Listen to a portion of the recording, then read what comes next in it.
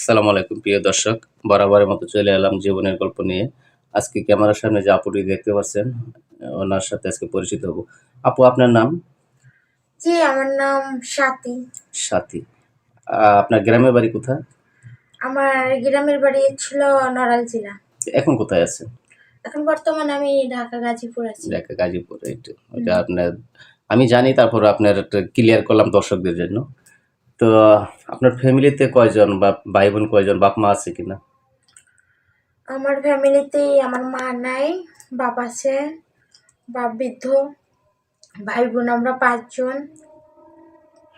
5 জন। আপনি কি মানে কত নাম্বার? আমি ছিল প্রথম। আপনি প্রথম? আর সবাই ছোট ছোট। ছোট না? হুম। তাহলে আপনার বয়সটা মানে একটু ক্লিয়ার করবেন? জি, আমার বয়স ছিল এই 20 কি 22 বছর। 20-22 বছর। হুম। সাথী আপু না? জি। লেখাপড়া কত করেছেন?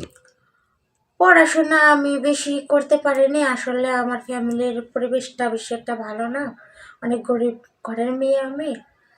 তো এই জন্য পড়াশোনা করতে পারিনি। এই 5-6 পর্যন্ত পড়ছি।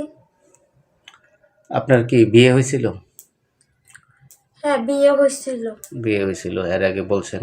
তো আপনি ডিভোর্স কি করে হলো, বা আপনি কতদিন সংসার করলেন একটু বলবেন?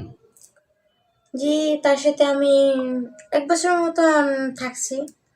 পরে ভালো না বলতে গেলে, কি নেশাপানি করে, হুম। অনেক মারধর করছে। তারপরে অন্য মেয়েদের সাথে তার কালেকশন ছিল। এই কারণে আমি তাকে ডিভোর্স দিয়ে দিছি। আমি তার কাছে থাকিনি। বুঝতে পারছি। তো এখন আপনার বাবা মার উপরে আছেন, ওনাদের জি। সাথে। হ্যাঁ। এখন আপনি কি নতুন করে বিয়ে শাদী করবেন না, এরকম চিন্তা ভাবনা কি? আপনি যেহেতু আমাদের বিয়ের প্রতিবেদনে আসছেন ইন্টারভিউ দেওয়ার জন্য, তো আপনি তো অবশ্যই পাত্র চাচ্ছেন নাকি? জি, আমি এমন একটা মানুষ চাচ্ছি যে সে বয়স বেশি হলেও আমার সমস্যা নেই। হুম হুম হুম। সে আমার আগলায় রাখতে পারে। তার তার নিজের করে আপন করে রাখবো।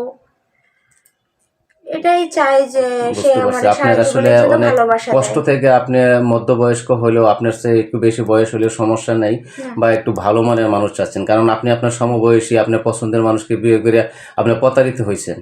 হ্যাঁ। বুঝতে পারছি। আপনি অনেকটা ভিতর থেকে, কষ্ট থেকে আপনি কথাগুলি বলছেন। তো প্রিয় দর্শক, সাথী আপুর জন্য উনি কিন্তু অনেক দরিদ্র ঘরের একজন সন্তান।